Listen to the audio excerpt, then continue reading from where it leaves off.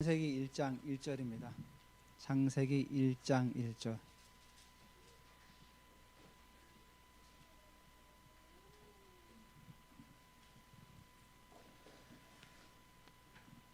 창세기 1장 1절입니다.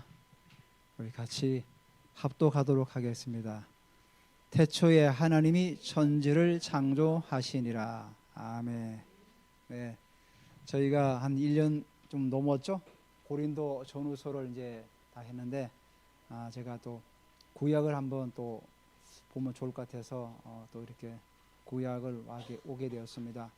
고린도 교회가 많은 어려움들이 있었지만은 그 어려움들을 하나하나 극복해 나가면서 하나님의 나라를 세워나가는 귀한 일에 이바지한 것처럼 우리 또한 교회 공동체가 너무 중요하다는 사실을 여러분들 꼭 기억하셨으면 좋겠습니다.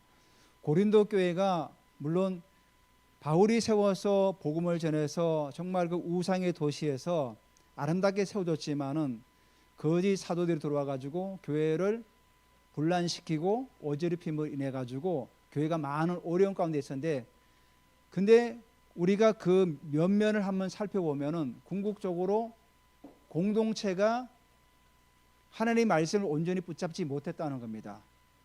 그러니까 공동체가 하나님 앞에서 세워지는 부분이 너무 중요하다는 겁니다. 그래서 예수님께서는 그리스도의 장성한 분량까지 이르라 그렇게 말씀하셨죠. 그래서 히브리서 기자는 그리스도의 초보를 버리라.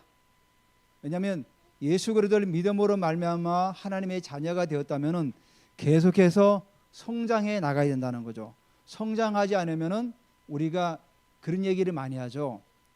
어떤 장성하지만은 유아적인 사고를 가지고 있다, 이렇게 말씀하고 있지 않습니까? 그래서 우리는 예수를 그리스도를 믿음으로 하나님의 자녀가 되었다면 그때부터는 계속해서 성장의 길을 가야 되는 거죠. 성장하지 않으면 어떻게 됩니까?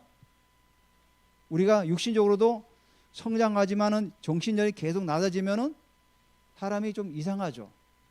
신앙도 마찬가지입니다. 계속해서 우리가 성장해 나가야 되는 거죠. 자, 창세기는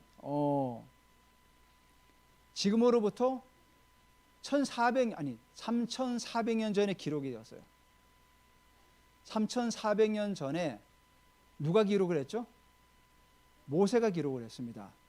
자, 모세가 그 광야 40년 생활하는 동안 기록을 하게 되었던 거죠. 왜 기록을 했습니까? 이스라엘 백성들이 광야 생활을 유랑하면서 이스라엘 백성들의 정체성이 확립시키기 위해서죠. 그리고 장차 가나안 땅에 들어가서 하나님의 나라를 확장해 날 귀한 일꾼들을 세우기 위한, 너희는 택한 백성이고 하나님의 자녀라는 그 사실을 일깨워 주기 위해서 광야에서 하나님은 이스라엘 백성들에게 하신 말씀이죠.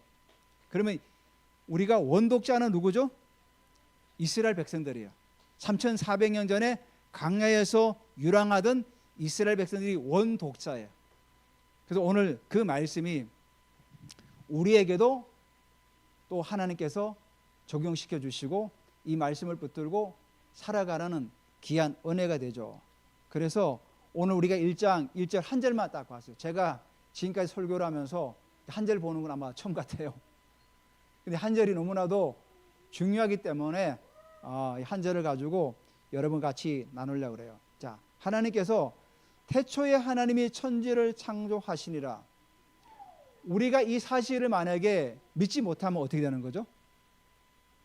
우리는 이 세상의 진영, 그러니까 이 세상이 뭔가 진화론에 이끌려서 살아갈 수밖에 없는 거죠.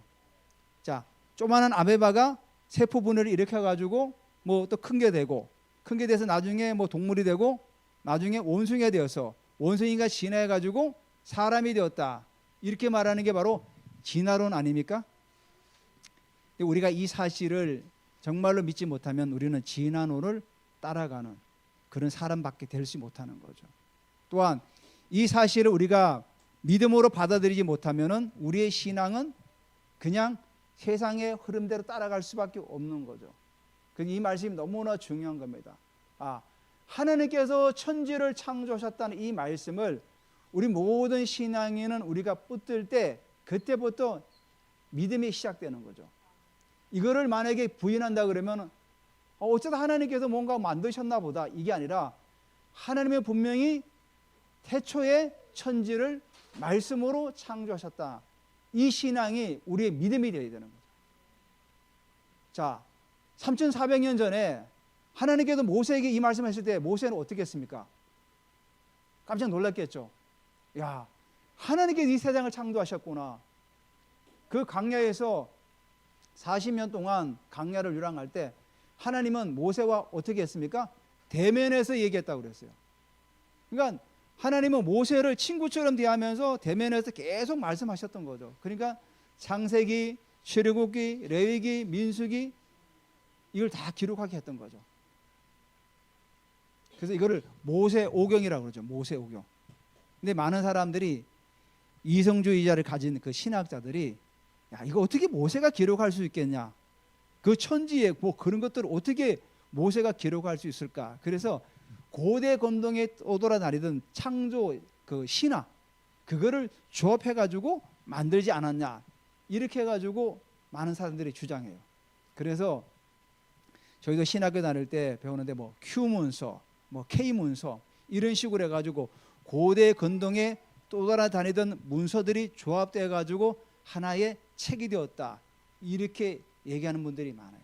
사실 지금 진보적인 자유적인 신학자들은 다 그렇게 믿고 있어요. 우리나라의 큰 교단, 제가 이름은 말하면 좀 그렇지만 큰 교단 가운데도 그거를 믿고 학생들에게 그렇게 가르치고 있어요.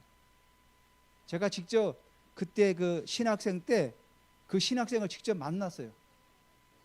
그렇게 가르치고 있더래요. 자기는 성경이 하나님 말씀인 줄 알았는데 신학교 가보니까 하나님 말씀이 아니라는 거예요. 세상에 학교에서 그렇게 가르치고 있어요.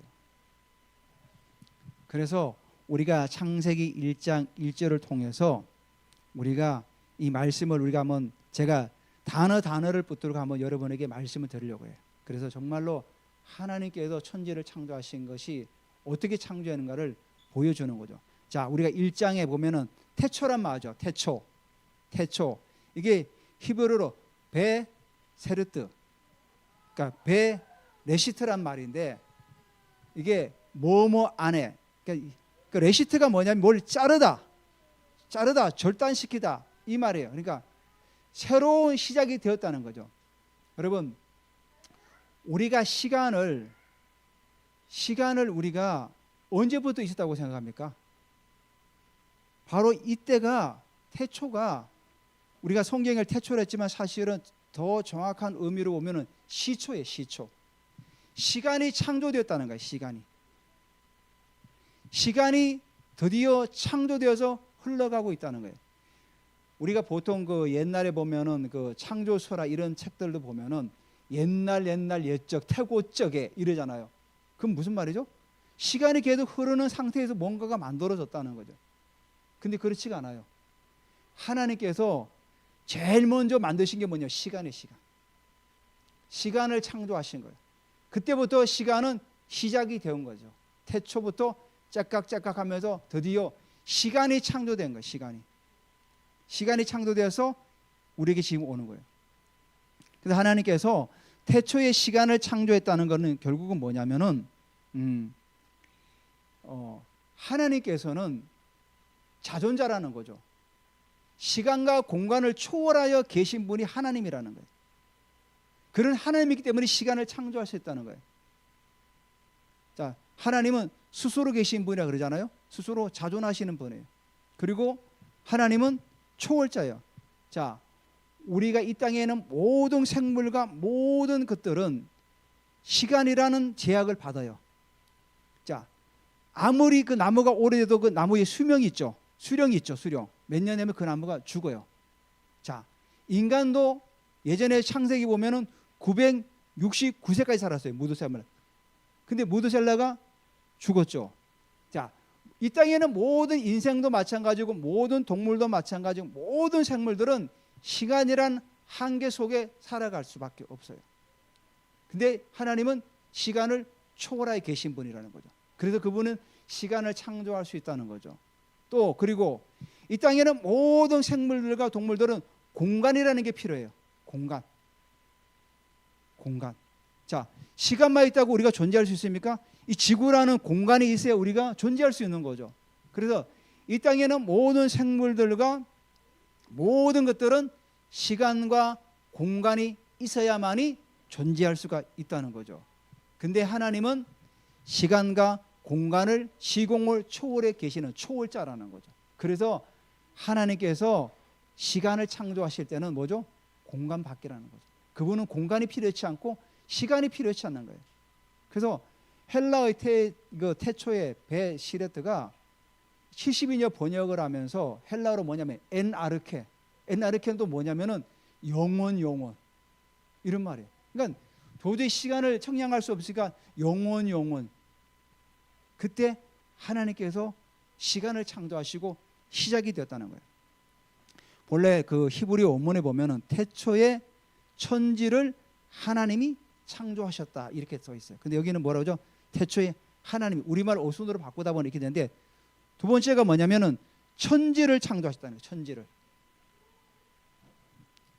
창조하셨다.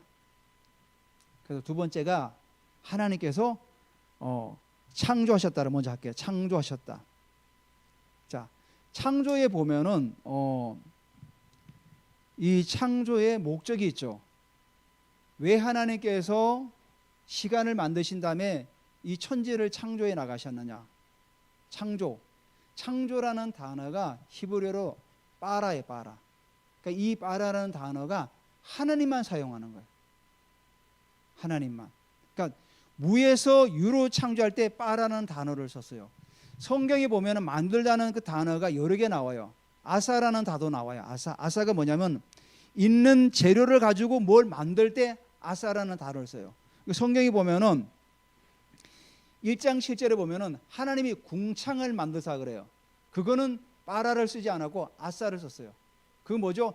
하나님이 천지를 만드신 다음에 그 재료를 가지고 궁창을 만드셨다는 거예요. 궁창을. 그래서 아사라는 단어를 써요. 또 하나님께서 쓰는 용어 중에 하나가 또 뭐냐면 야차르도 만들다는 의미인데, 이거는 좀 섬세하게 만드는 거. 창세기 2장 7절에 보면 여호와 하나님이 땅의 흙으로 사람을 지으사, 이때 뭘 썼냐면 야차르. 재료를 가지고 뭘 만드실 때 섬세하게 만들 때는 야차르라는 단어를 써요. 또 한 가지가 있어요. 바나는 뭐냐면은 순서대로 만들 때. 하나님께서 창세기 2장 22절에 보면 하나님이 여호와 하나님이 아담에게서 취하신 그 갈빗대로 여자를 만드시고 할 때는 뭐냐면은 바나를 써요. 하나님께서 우리 남자를 어떻게 만드셨죠? 흙으로 빚으셨죠. 그런 다음에 순서대로 나갈 때 여자를 만드실 때는 바라를 쓰지 않았어요.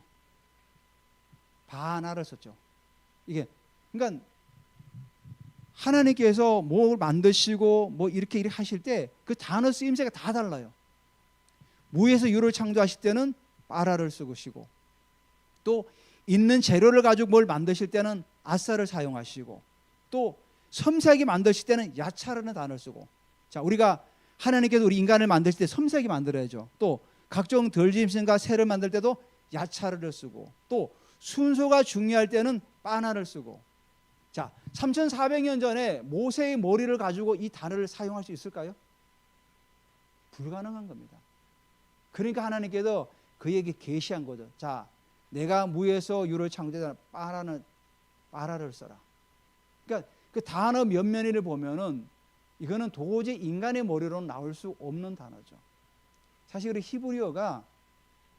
히브리어로 성경이 기록됐다는 게 우리는 정말 감사하죠.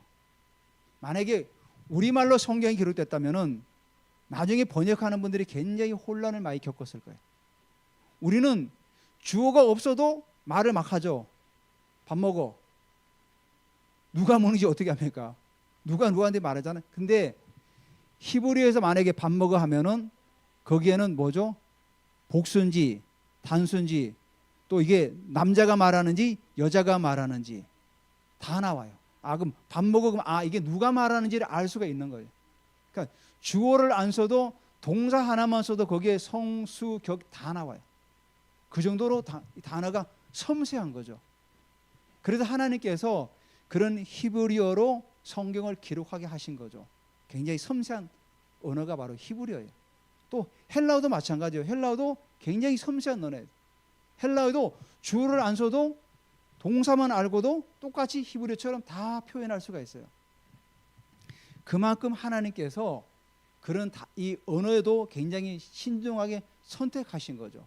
그래서 하나님께서 히브리 민족을 택하셔서 그들의 언어를 가지고 하나님 말씀을 기록하게 하셨다는 거죠.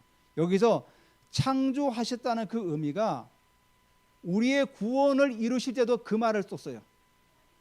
하나님께서. 자, 그래서 우리가 구원받았다 할 때 우리를 뭐라고 하죠?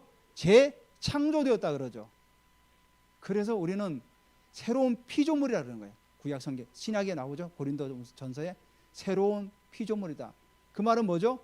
새롭게 하나님께서 창조하셨다는 거죠. 우리가 예전에 육과 영으로 죽었던 그 존재를 하나님께서 예수 그리스도로 말미암아 새롭게 창조할 때 이 단어를 같이 써놓은 거예요. 그러니까 하나님의 창조라는 그 언어가 우리의 구원하고도 같은 맥락으로 사용된다는 사실입니다.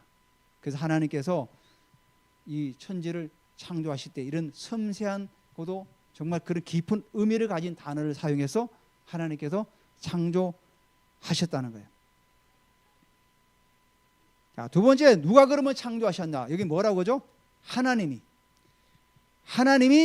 천지를 창조하셨다는 거예요. 누가 만드셨냐? 하나님. 자, 우리가 성경에 보면은 하나님이란 용어가 많이 나오죠. 어떨 때는 여호와라고 하죠. 여호와라는 단어를 어떨 때 많이 씁니까? 여호와라는 단어를 어떨 때 많이 사용하세요?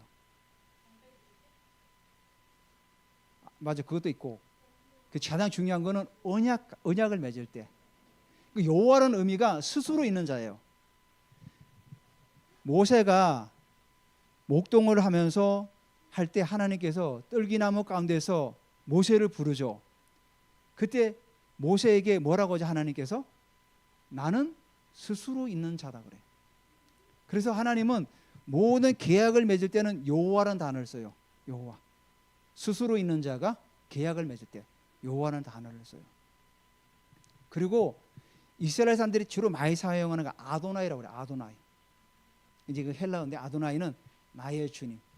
주종 관계를 이룰 때 정말 사랑하는 사람과 주종 관계를 이룰 때 아도나이, 나의 주님. 아도나이가 나의 주님이라는 뜻이거든요. 그 용어를 많이 써요. 그러니까 히브리 사람들은 하나님 이름을 부르는 것을 어떻게 합니까? 잘 하지 않았어요. 왜? 하나님은 거룩하신 분이기 때문에 하나님 이름을 함부로 인간이 부를 수 없다 그래가지고 아도나이로 많이 불러. 아도나이. 그래서 사실은 하나님에 대한 그 정확한 은가를 사실 몰라요. 우리가 여호와라는 거기 말에 밑에다 잠을 붙여가지고 엘로힘이라 부르죠. 하나님 엘로힘. 그래서 여기서 나오는 이 하나님 바로 엘로힘이. 엘로힘은 뭐냐면 힘있고 강력한 분, 그런 뜻을 가지고 있어요. 근데 여기서 사람들이 또 얘기하죠. 왜 그런 복수냐? 본래 엘로힘이 엘르아흐예요. 엘르아흐가 단수예요. 근데 여기서는 복수를 썼어요. 그러니까 또 자유주의 신학자들을 공격하죠. 이거는 그 당시에 여러 다신들을 믿었기 때문에 아마 그런 그 다신의 그 어떤 사상이 있다. 그렇지가 않아요. 고대 때는 어떤 굉장히 위대한 분, 그런 분 할 때 복수를 사용해요. 복수를. 그리고 또 우리에게 중요한 의미가 또 한 가지 있죠. 뭐죠? 삼위일체 하나님. 물론 여기서 엘로힘은 장엄하시고 웅장하신 그런 하나님을 내포하지만 우리가 하나님을 얘기할 때 삼위일체 하나님이라잖아요. 삼위일체.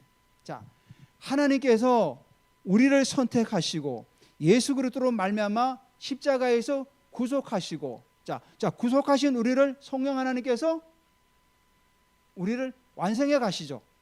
그러니까 항상 성령 하나님, 성자 하나님, 성부 하나님은 연합해서 사역을 하는 거죠. 연합해서.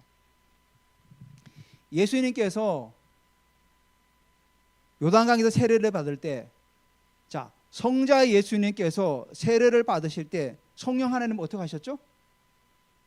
성령이 비둘기처럼 예수님에게 임하셨어요. 자, 그리고 성부 하나님은 하늘에서 내 사랑하는 아들이라 그랬죠. 그래서 너희는 그의 말을 들으라 이렇게 말씀하죠. 그러니까 항상 성부 하나님, 성자 하나님, 성령 하나님은 항상 삼위로 일하시는 거죠. 우리가 삼위 하나님 사실은 이해하는 게 쉽지가 않죠. 이건 이해가 아니라 믿음으로 나가야 돼요. 믿어야 돼요. 예전에 한번 이게 신학이 정리받을 때는 사람들이 역할론을 가지고 많이 얘기했어요. 저를 한번 예를 들게요. 제가 교회에서는 목사죠. 이제 가정에 가면은 자녀들의 아빠가 되고 또 아내에게는 남편이 되죠. 이런 역할론으로 한 사람이지만은 세 가지 어떤 역할을 할 수 있다. 이런 역할로 얘기하는데 이게 맞아요, 틀려요? 이게 틀리는 거예요. 자, 제가 교회에 있을 때는 우리 집안의 일을 할 수가 없어요. 그렇지 않습니까? 저는 시간과 공간의 제약을 받는 사람이에요. 만약에 하나님을, 삼위 하나님을 그런 역할론으로 만약에 우리가 얘기한다면 하나님은 시간의 제약을 받을 수 있죠. 하나님은 시간과 공간을 제약받지 않는 분이에요. 그래서 시편 기자가 어떻게 얘기합니까?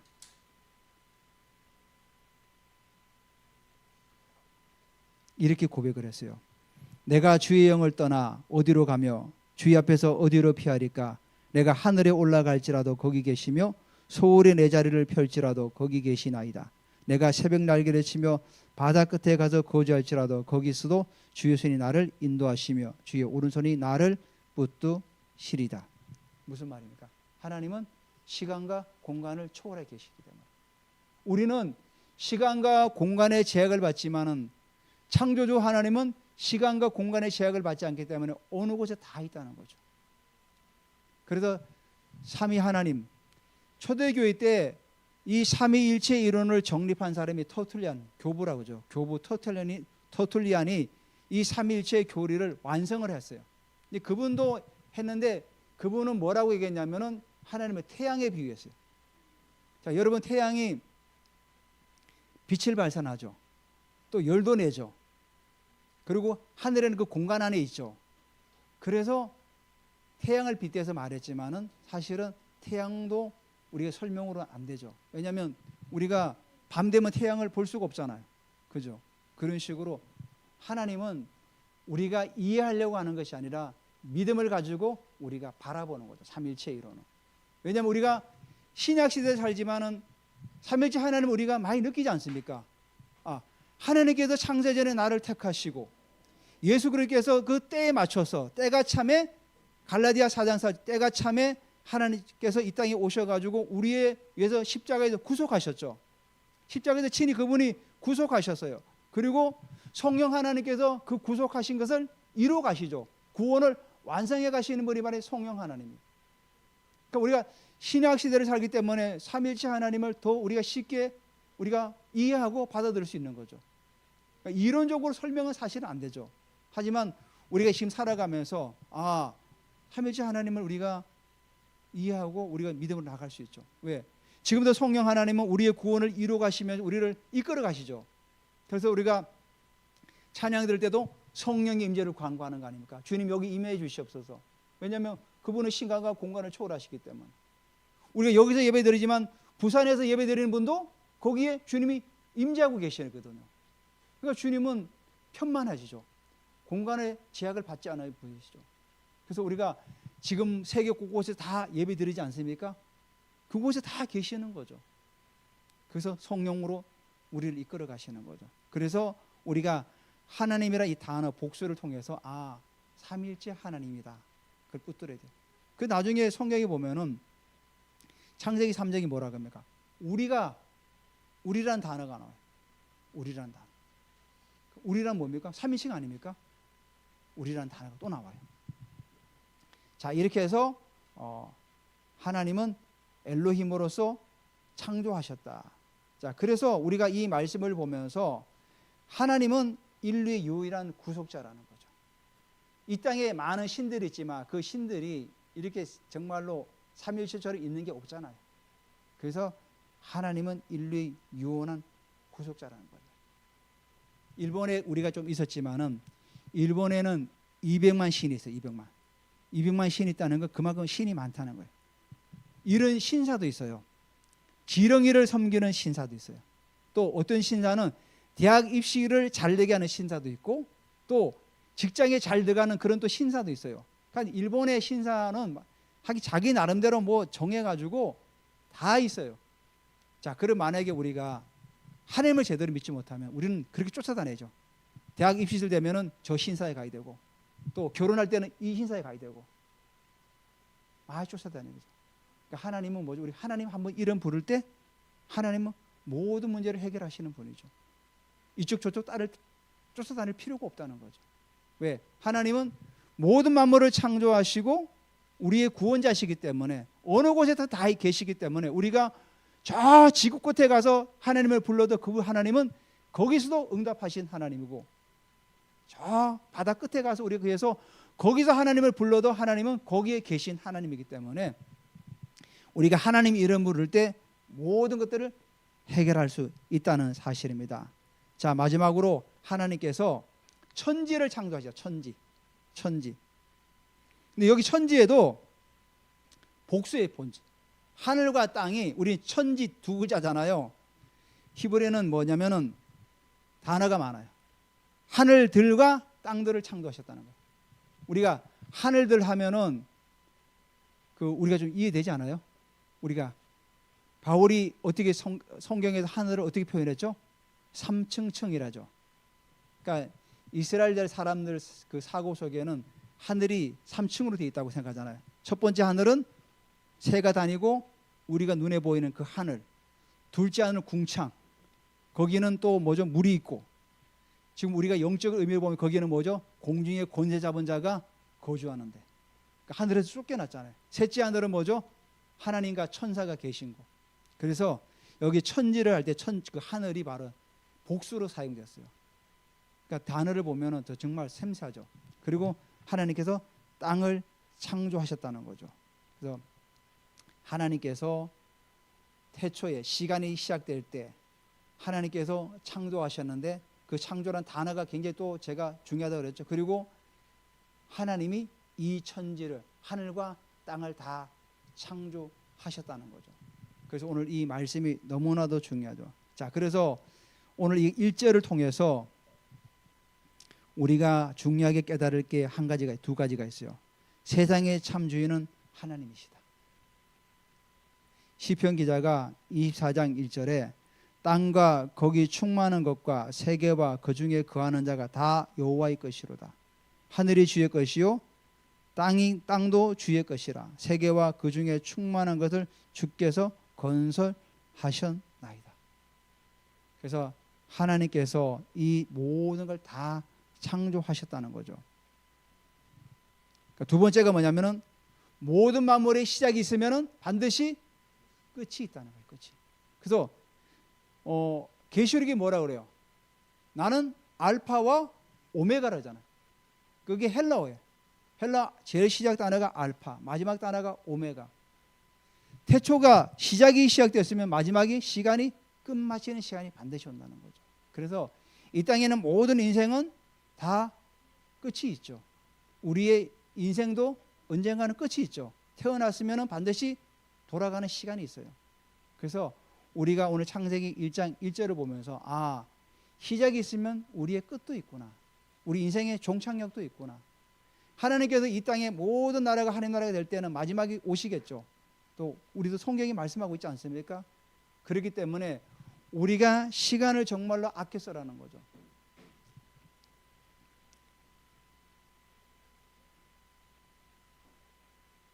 그 에베소서인가요? 세월을 아끼라 그러죠. 세월을 아끼라. 세상이 악하다 그러잖아요. 그 세월을 아끼다는 의미가 건져 올리다는 그런 의미를 가지고 있어요. 우리가 1초 1초의 시간을 건져 올리라는 거죠. 어떤 사람은 그 시간을 의미 없게 쓰는 사람들이 굉장히 많아요. 우리가 그 시간이라는 것들을 건져 올릴 때 4시간이 되는 거죠. 4시간이 되는 거예요. 그래서 그 성경 기자가 세월을 아끼라 할 때 그 아끼는 의미가 시간을 건져 올리는 거예요. 올릴 때 우리의 시간이 되는 거죠. 그러니까 시간을 건져 올리지 못하면 결국은 우리는 그 시간을 허비해 나가는 거죠. 그래서 오늘 우리가 이 본문을 통해서 만물의 시작이 있으면 반드시 끝이 있다. 그래서 우리에게 주어진 시간이 사실은 그렇게 짧진 않아요. 짧진 않아요. 길잖아요. 그런 시간들을 우리가 유익되게 잘 사용해서 하나님 앞에서 이 땅에서 살아갈 때 확장하는 이 한 일에 그의 나라와 그의 의를 구하고 주님의 나라를 세워가는 귀한 일에 우리가 쓰임받게 되시기를 예수 그리스도 이름으로 또 축복하고 선포합니다.